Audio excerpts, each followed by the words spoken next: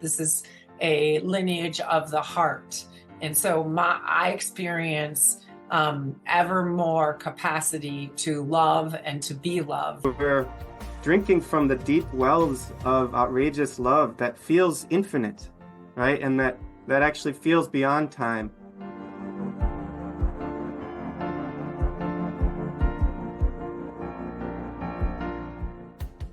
And so now we're moving into our intention.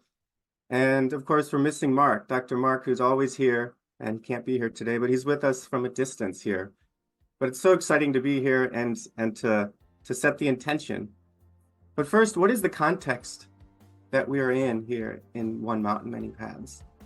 So first, the context is we live in an intimate universe, right? We live in an intimate universe. We live without separation from anything. We're connected.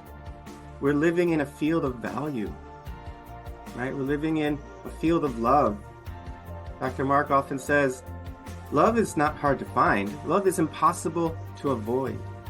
And of course, there he's talking about outrageous love, the love that actually moves the sun and all the other stars, the love that has allured us to here in One Mountain, Many Paths, to connect with our deepest nature and who we really are and connect with the world. So that's the context. And I like to think of it as, imagine your favorite natural scene, maybe the redwood forest or a rainforest or the waterfalls or some beautiful natural scene. And then imagine as you're sitting there and basking in the beauty and feeling just the intimacy of the moment, someone comes in and starts measuring the trees and starts marking them with dollar signs, right? And starts cutting them down and taking them away to be converted and to create something of temporary value, right? That's actually kind of what's happening in the intimate universe right now. So the context is the intimate universe, but the intimate universe is being violated, right? We actually, as Dr. Marc says, we have a global intimacy disorder caused by a system of rivalrous conflict driven by win-lose metrics, right? So the context of this intimacy disorder that causes us to arouse outrage and arouse love and actually want to take the next step and actually evolve intimacy. So here we are in One Mountain, Many Paths. We stand for an evolution of intimacy to respond to this global intimacy disorder, right? And One Mountain is a vessel, right? It's a container that's fueled by a philosophy called cosmo-erotic humanism, which Dr. Marc Gafni, together with Dr. Zach Stein, have created in dialogue and in research and in connection with so many other colleagues all over the world for many, many years, and lots of study too, right? So here we are in One Mountain wanting to participate in the evolution of intimacy. And particularly this topic for today looks at the global intimacy disorder, which is putting us at risk for ultimate collapse of civilization. How do we face the ultimate collapse of civilization without an ultimate map of meaning? Right? In cosmo-erotic humanism, that is the philosophy, the map that we're looking at here in One Mountain is that ultimate map of meaning. How do we make sense of this intimate universe that's being violated, this global intimacy disorder? What is the field of value in which we stand in every moment? What is this intimate universe that is inside of us and all around us, right? And how do we participate in it?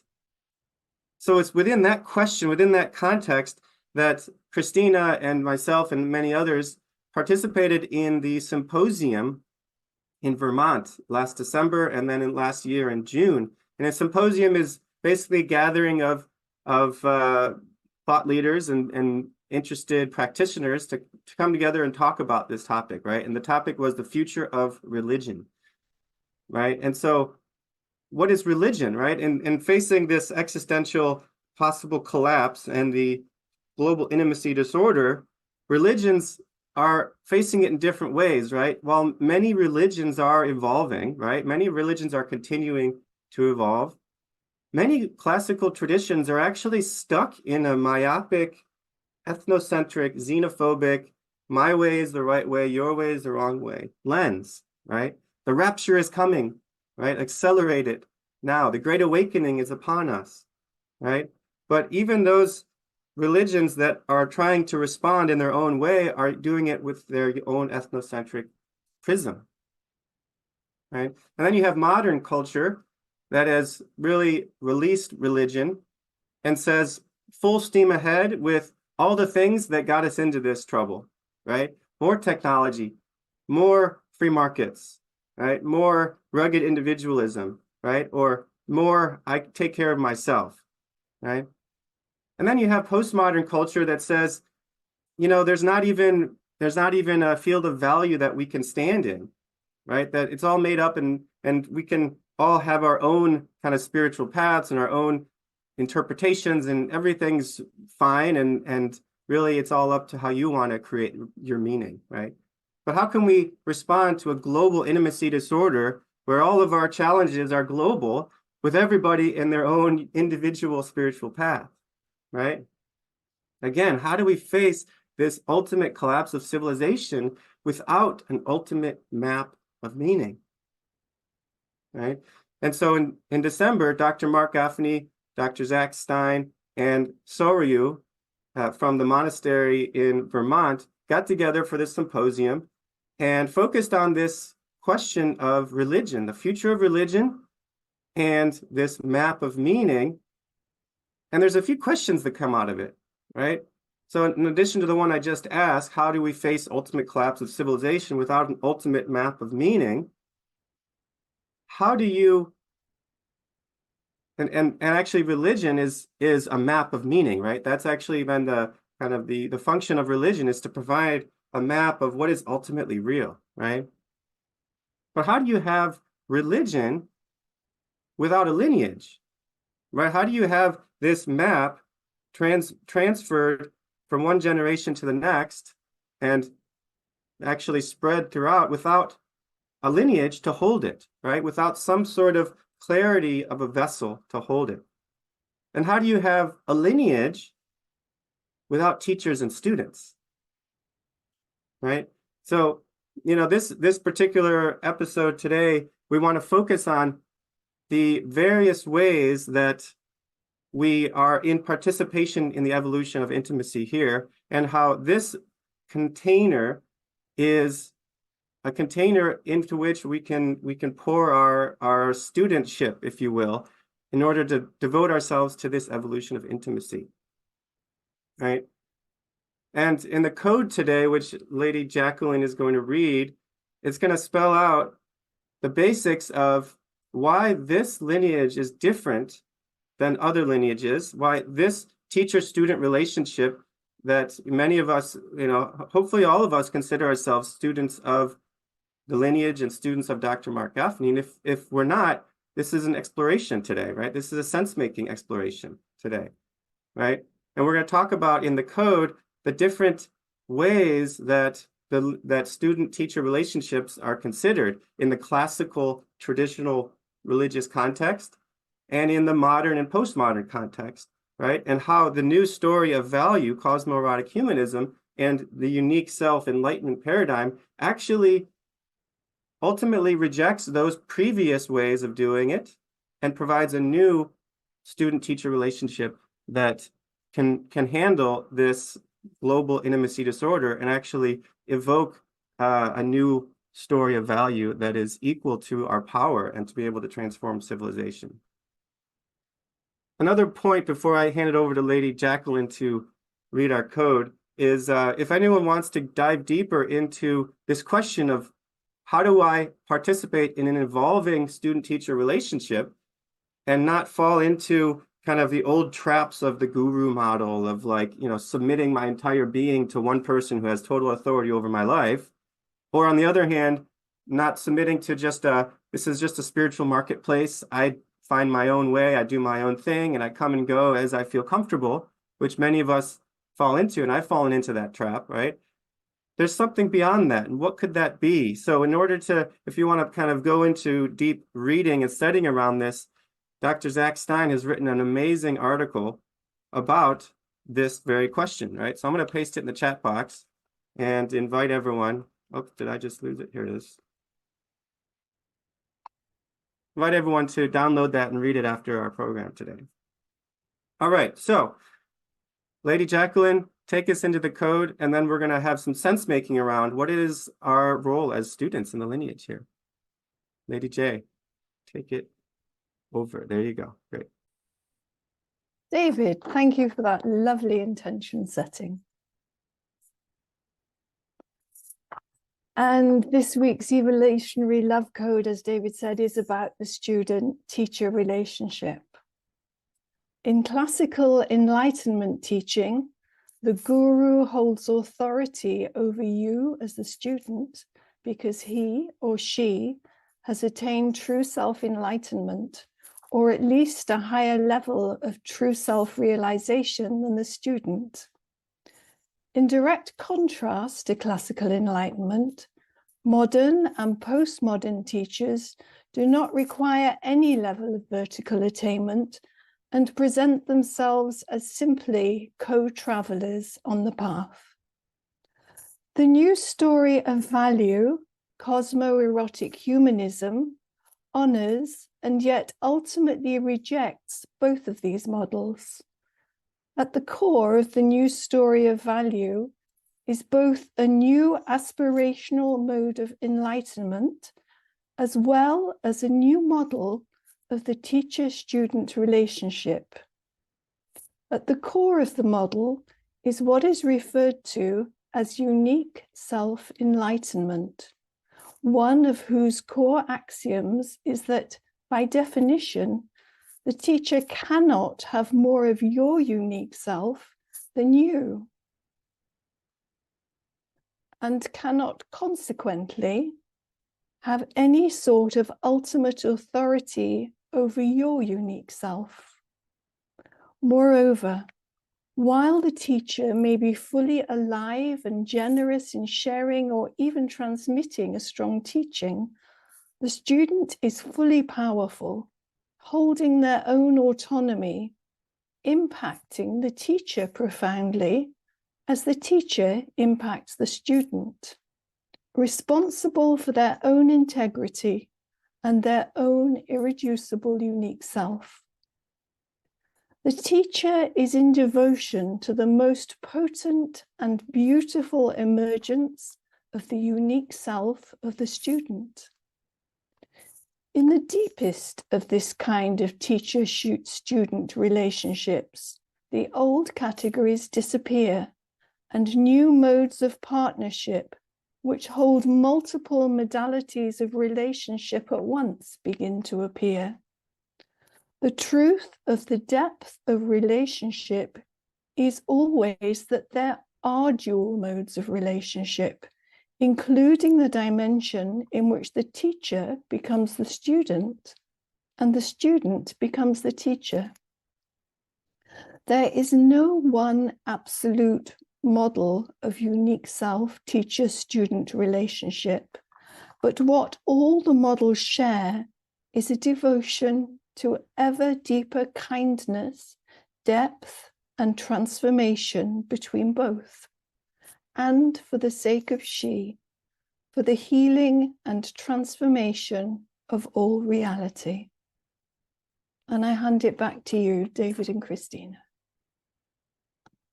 Thank you, Jacqueline. Thank you for that very well-paced, clear reading of the code.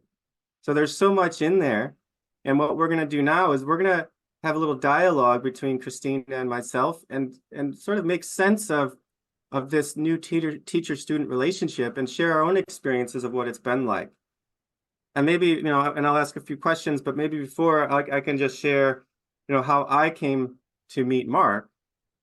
And it was back in 2009 when I had been studying a lot of integral theory and just been blown away by this philosophy of integral theory and had met a few teachers, but never quite found a teacher, right, that I wanted to stick with, right? And so I met Marc at the integral spiritual experience in 2009 in San Francisco Bay Area. And, apart from the Dharma, which blew me away, and the teachings that he had about Eros and I just realized that, oh, my whole self is actually meant to be here, right? My entire being is intended, right? I am loved by the cosmos. When I met Marc, he came up to me sort of after one of the sessions, and I was just sort of standing there, and he walked down the aisle towards me, and he locked eyes with me and said, "Hey, what's your name?" And he picked up my name tag, and he answered his own question by saying, "Oh, David, nice to meet you, David." Right? And from that on, I was just transfixed by his teaching and by who he was, his heart, right? And one thing that particularly drew me to his teaching was around this idea of this integral seminary, or this integral training place for the new enlightenment, right? And so I was kind of curious about that, and I kept reaching out to him, and at one point explored being his student.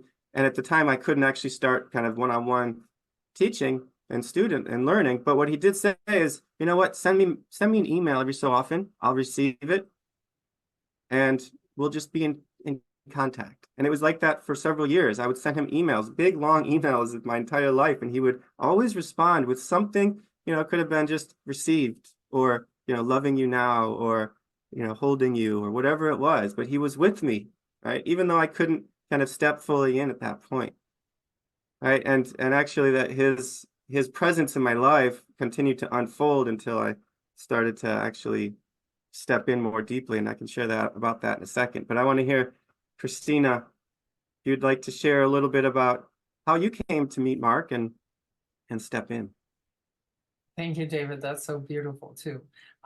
So I met Marc, I think in 2016, was it? I was following Barbara Marx Hubbard. I had been on a long growth path, starting with the 12-step program when I put myself into treatment, and had been working on my own personal growth for quite some time. And someone very close to me said, "You need a spiritual teacher." And I was like, what is that even? And so I didn't know. And so, but I just kind of kept myself open to it. And for a little bit of time, I studied with James Finley, who's in the lineage of Thomas Merton. And I then met Barbara Marx Hubbard, and I started actually teaching contemplative writing for one of her courses. And then she paired up with our beloved teacher, Dr. Marc Gafni, in the Planetary Awakening Accelerator. And so, and it just so happens, and I've told this story here before, but that I met Marc in person on my brother's birthday, when he then also asked me to study with him. And then there was the moment, besides, right, that locking gaze with him, David, that is just so transfixing. But also the way that meeting him and being around him and being around the lineage of cosmoerotic humanism, it comes with the quality of being lived by reality. And so I immediately said yes. And so that's how I met Marc. And so next, were you already having something on your mind, or do you want me to ask the question? Well, maybe we could share how we met each other too, because I think this is part of the story. Okay. Because so, you just were, yeah. right. So it was in 2017 that we joined the Planetary Awakening Accelerator with Barbara Marx Hubbard and Dr. Marc. It was a 1-year online program. Many of you that are here were in that program. So if you were in that program, just say, I was there too. And, towards the end of that year, we had an in-person retreat in Portland at the Movement Center. And I remember, and this is where the unique self-teaching starts to come alive, because I remember when I first saw you walk in the center that evening and said hi to everyone. You were kind of timid. All the people were around you. I somehow felt like I already knew you, right? And I came up and kind of held your hand, or your arm, and said, "It's okay, welcome, welcome, welcome." And then another session, Marc invited us just to walk around and just occasionally pause and lock eyes with another person. And as Marc says, a lot of times enlightenment is in the eyes, right? And as soon as you and I paused to step, right across from each other, I remember I just my heart just broke open, and I started crying, and I had this just like experience of what it's like to be a unique expression of the divine, meeting another unique expression of the divine. And so this sort of the sense of being having a unique self encounter that Dr. Marc calls it, it was real. It wasn't just an idea or concept. It was a felt realization. And that was the first of many, embodied experiences of the Dharma that I've had with you and with many others in this symphony. But it also kind of starts this sort of this realization about this is not just about Marc. He's created a community around him and a field of language that invites this clarification of our perception, right? And clarification of our heart and opening of our heart, right? So I just thought that was worthwhile to share. And if you want to either share anything else about that or ask me the next question, that would be Well, great. I'm going to say then, right, it isn't just about Marc, it is about all the relationships in the community. And so, like, I remember the very first time I met Shahat and Claire and how moving that was for me, and then how that got me involved in the festivals, and then going to my first festival and again walking in kind of timidly, and then there's Krista and she'd just been stung by a bee, and I sat down next to her, which has started this beautiful, mystical, powerful relationship over time. And I can go on, Jamie and Suzette and Jacqueline and Kirsten and Benjamin and Jeffrey and I actually just Friday got together and just had such a deep dive because the shared language, the lineage, the shared vision of the horizon allowed us, even though we'd never met on Zoom and talked one-on-one before, just to have such a deep conversation so quickly. So the next question is kind of what else keeps us here? Yeah, right. Because there's one thing to be introduced and allured to a teacher or a set of teachings, but there's a completely different thing to say, I am in devotion to a lineage, right? That's just like something that in our modern world, it's like, what? You're in what? Right? Who says that, right? That's reserved for kind of the old-fashioned traditionalists. We don't do that. We're free here, right, in our modern world. Well, so this question about why would we ever devote ourselves to a lineage that is in devotion to the evolution of intimacy, right?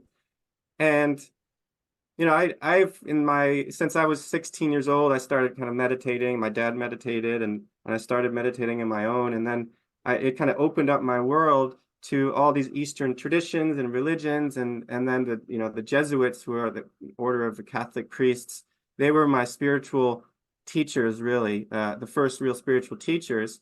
And, their approach was more like, asking a lot of questions, right? And they were kind of spiritual companions, and it was beautiful and it was very helpful. But it was there was a sense in which they were simply there to ask the question, and then I was on my journey. They didn't have that much to teach me in terms of like, how do I actually transform? But they invited me to explore, how is God at play in my life? Where is God right now? Where's God right now? Kind of continually ask the question, right? But then, as I continued my journey, I've had other teachers. Like I train in the martial art of Aikido, which many people consider it a spiritual practice and a spiritual art. And in that place, actually, the sensei is the sensei, right? And the sensei is your sensei off the mat, on the mat. And I lived in the dojo for a year as an apprentice, where it was hi sensei, like whatever you say, sensei, right? And it was very much while she was a very evolved and kind of, postmodern and open person, the lineage of Aikido is very much a teacher-student relationship where you kind of devote yourself to, right, in a more traditional way. But, so those are some of the ways that I've had teachers. And ultimately, right, and I'll just, as a matter to answer this question, I'll share a little bit about last year in June. I had a walk with Marc, and I was telling him how I felt so much longing to reincorporate my Christian tradition and my Christian lineage and the Jesuits and the way that they've taught me in my Saint Ignatius kind of practices. And he pretty immediately received my longing and yearning and said, you know what, this is time for you to really be a dual citizen, right? So this is where Marc talks about dual citizenship, meaning this is such an expansive framework, an expansive map, if you will, of meaning, that it includes being fully alive in our root tradition, if we so feel like drawn to it. In my case, it's the Catholic Jesuit-inspired tradition. And we can be members of this world spirituality, this evolutionary spirituality, right? This cosmoerotic humanism, this world religion as a context for our diversity, right? And so in last August, I signed up for an almost year-long program of spiritual exercises in this Christian tradition. And I felt like my body opened up. It's like my spiritual anatomy is really aligned with this God that I've learned about in my youth, that I've evolved and continue to, change the name of that God, right? It's no longer, Lord, I'm in obedience to you. It's more like, great beloved, I'm in devotion to you, right? And so all this is to say that the map that Marc has provided and his intimacy with us and with me actually enabled me to include the depth and the breadth of my spiritual orientation. That's one of the ways that I can describe what's kept me here, is the power of this lineage, right? Maybe one more thing, and then I'd love to hear your thoughts about it, is that it's at times been, I've resisted being considered part of a lineage, right? It's like, well, lineage, no. But because it's such a broad and big map, but it is also grounded in real lineage, right? So Dr. Marc was raised in the Orthodox Jewish tradition, where he eventually grew out of that exclusive identification and brought the Solomon wisdom tradition forward as a lineage, right? And then incorporated a lot of the integral map as part of his lineage, and then a lot of other maps. And so he himself has invited the lineage to move through him. So it's not like a kind of just a really smart guy who makes something up, right? That sounds cool, but it's actually grounded in the interior sciences that has been, passed down through the generations and upgraded to incorporate modern and postmodern sensibilities. So it's a powerful map and a powerful lineage. But how would you say, like, what keeps you in devotion to a lineage and not just going off and doing other things, Kristina? Well, one of the things is that, and I come back to the symposium in Vermont in December, where we had the Monday morning about the lineage and the teacher. And one of the things that happened is they were talking about how the therapy, how modernity has medicalized the holding of our mind and our lives. And that's all part of health insurance and the diagnostic category. And that's just so far away from what we are doing here. But also, Zach dove into just the nature of what does it mean to grow, and that at the center of growing is having the structure of a long-term relationship over time, where the person is committed to you and where it's not transactional at all. And so it's very much that you are invited, I am invited in this situation to have an ever deepening relationship with Marc and with myself. And it's a forever commitment. And that forever commitment is not just with Marc, it is with you. And it is, again, with all the people that I mentioned. It's with this community. It's with One Mountain, Many Paths. It's forever. And it is absolutely, as that phrase you've been saying a lot in the last week of our planning, that this is a lineage of the heart. And so I experience ever more capacity to love and to be loved. And so it's not only that I have a commitment and I have a devotion and that I'm in Holy of Holies and that's forever, but now that quality of depth and love and relationship is actually coming through in the rest of my life. And so that's just the way I don't even know, it's like the way I breathe now. And so people pick it up very quickly and start, they notice and they say things, and it's just really a lot of fun. It just gets more fun and more erotic. Life is more eroticized constantly. So those are some things that keep me here. Yeah. And that might guide us into another level that we're going into here. Well, and I also want to just double click on two things you said, which were powerful, is one, that it's not transactional, right? If it's something that when you really get to know Marc, he doesn't see people as transactions, right? He doesn't see people as like, oh, how many students can I get to kind of grow my list of students, and how much is this going to be? He is devoted to our awakening, right? Our fullest perception of our unique selves in a cosmoerotic universe, right? And kind of parallel to that is this forever quality. And some might react and be like, forget forever? That sounds a little bit claustrophobic or something, or like demanding. But the forever quality is not the forever quality like you're obligated to be here, you should do this, you should be forever. It's not that kind of forever, right? It's more of the forever that we say when we love someone so deeply.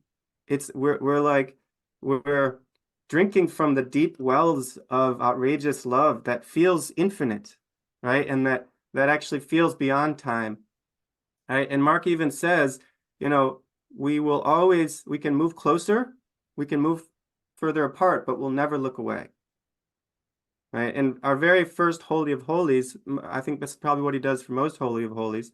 He always says something like, I'm here as long as you are, right? So he is absolutely committed, and everyone that knows him closely sees that that's actually what he is and who he is. But that also gets to the next question of, well, how is this the case, right? It's actually fueled by his own direct realization of what it means to be a unique self, right? And so the next question around, how does the Dharma impact the student-teacher relationship? This is really, a core piece, and it gets to what our code was about today, right? Because the code is about, the traditional way of teacher-student relationship, as I already mentioned, is sort of like a guru model, right? Where you submit to the guru who actually has attained true self-enlightenment, or certainly more than the student. So that's the guru.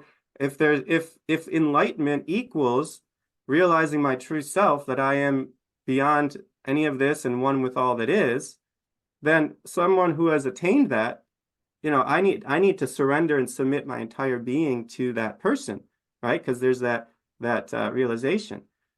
But first of all, it's been discovered that model is prone to abuse, right? And actually, in the modern era, where people have grown to think for themselves and actually command a certain amount of autonomy and realize that, wait a minute, I have freedom here, that model actually doesn't work, right? The dignity of the individual has come online in our modern period, so that model doesn't quite work, right? But also, so I guess, to relate it to unique self, if enlightenment equals realizing you are a unique expression of true self, then no one, not your teacher, not your friend, not your lover, not your mom, not your dad, can have more of your unique self than you do, right? Than we do. And so the authority of Dr. Marc is certainly, he's got a transmission of true self, right? A transmission of this realization of outrageous love that just flows through him, right? But he's never going to be able to be fully on the inside of who I am and knowing, what I should do for my life and how I should act and how I should do this. He will provide his guidance, right? He will provide wisdom, but it's always with the full recognition that I am an autonomous, unique self, and I'm not separate, right? We're in relationship, right? But I am a unique self. And so that's a really important distinction that sometimes we don't realize, right? That someone who commands a lot of authority just because he's a master of his craft, right, doesn't mean that he has authority over our unique selves, right? And that's what he believes, right? And that's how he lives his life. And he's in full devotion to our flourishing. And so maybe, we can talk a little bit about what it's like to be in this dharmic container as a student, right? What's it like to be a student on this path, and how does the Dharma influence our experience of that? Anything you want to share about what it's like to be in that dharmic container? Well, one thing is, again, back to the symposium, I'm reminded of that story that Zach told where he said that the student's job is to hide under the bed of the teacher and watch how they put their shoes on. And so the fact that that we are a family, that it isn't just, Mark is over there and we're over here, but more and more year after year, things are more like a family, and we do things and we do life in such a way that literally we are hiding under Mark's bed and watching how he ties his shoes.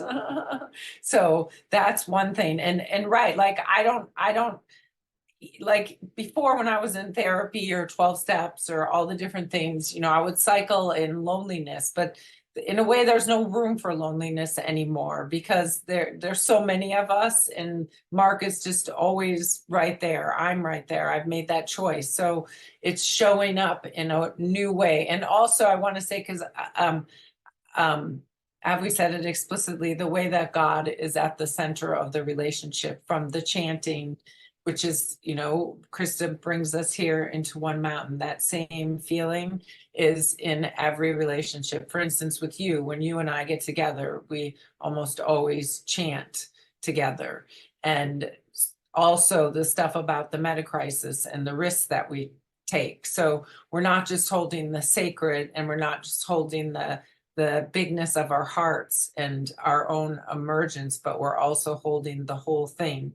And we're ever more held, encouraged to be great and take our seat at the table, and to be real about that, whether it's through our consciousness and the way that ripples out through every thought that we have, every action that we do, every moment of loving that we do, or its actions in the world, our activism, showing up here, all these different things. So it goes on and on and on. And do you want to say anything about that? Yeah, well, and a great mark of a great teacher is that the teacher, kind of reveals his hand so that, we can learn what he knows, right? And so, he teaches us how he chants so we can activate what he's learned, right? In terms of this experience of being an outrageous lover, of being a unique self.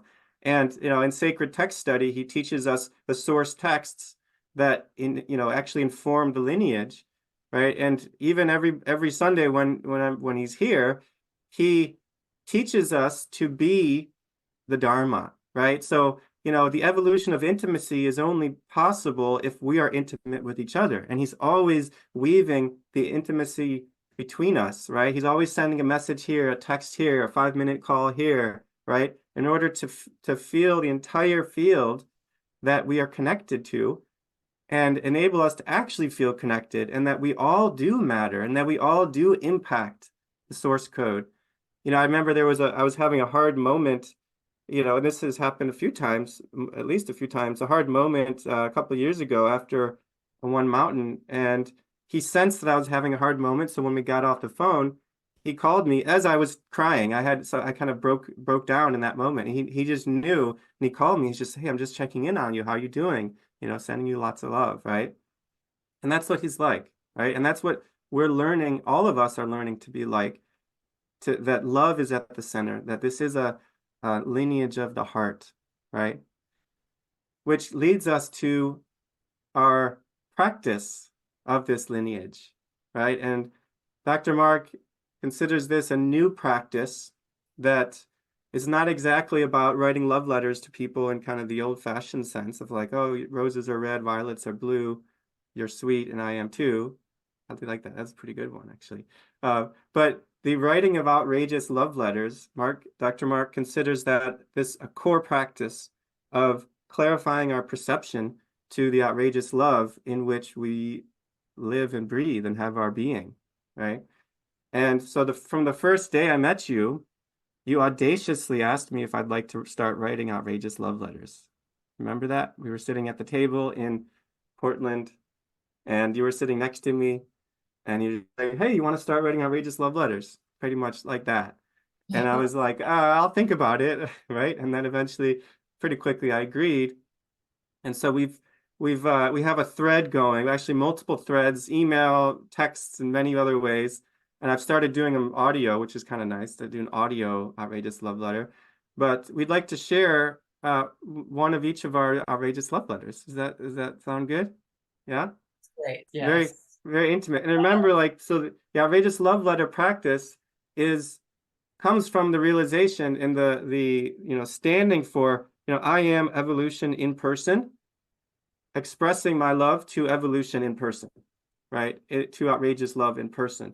And so Marc says, exaggerate until you're accurate, because I think the injunction there is if you just make it kind of normal and comfortable and filter yourself, you're still within ordinary love. But we have to exaggerate in order to make it feel beyond and into the field of outrageous love, right? And also another thing before we share is, as often is described with Dr. Marc, sex models Eros, it doesn't exhaust it, right? And so if our outrageous love letters, have a quality of the sexual, it's actually the quality of the erotic, right? It's actually Eros that is at the heart of reality, that moves all of our aliveness, that it manifests in the sexual, but it manifests in everything else that we do when we're really connected to it. And so these outrageous love letters are meant to evoke the experience of Eros and outrageous love. Shall I read mine first, since it's the first in the page here? Yes. Or do you want to read yours? Okay. So this was April 18th, 2019, quite a few years ago here, to Kristina. Sweetheart, tender, peering into the black hole in the middle of this Goldilocks planet, in the deepest of my deep heart. In the midst of this storm of outrageous pain, yearning to love you more intimately, to express divine splendor with another divine expression, delighting in our uniqueness, touch, sweetness, resting together. It opens my heart all over again, David. And mine that I'm sharing, I wrote on Friday, May 10th, 2019. This is a very long practice, ready to go for decades more. To David, because we closely consider the world about us and the world within us, and because these considerations bring us into ever deeper contact with beauty, goodness, and truth of being, and because we generously experience the reality that the infinite is intimate, we are completely devoted to reinventing the human at the species level by being wholemates. The human is at a cultural impasse, facing many crises, facing layers upon layers of extinction, even facing our own near extinction. Yet we know the possibilities of being heroic and ever deepening loving. In us loving each other, David, the emergent cosmos touches its potential. What an honor, what a delight. Mad love.